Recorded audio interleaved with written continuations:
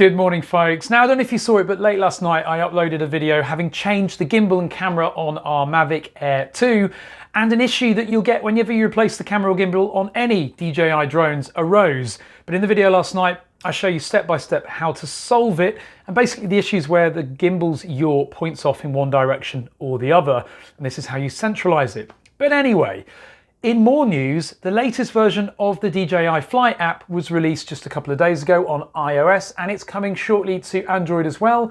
The latest version is 1.1.10.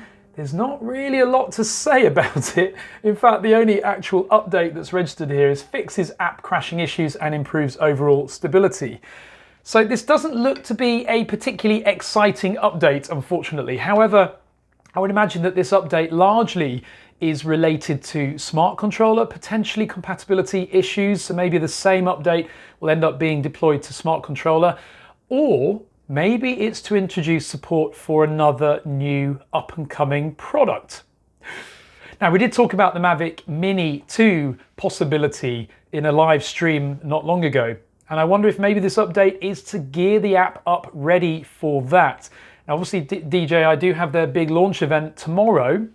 However, at the moment, there's just nothing to show that they're going to be releasing any consumer drone tomorrow.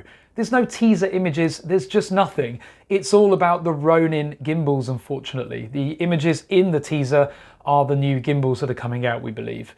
So, I don't know, maybe this is just a routine update. It's out on iOS only at the moment. The Android version is coming very shortly as well. So keep your eyes open for that. Comment below if you've installed this latest update and you've spotted anything that so far no one else has.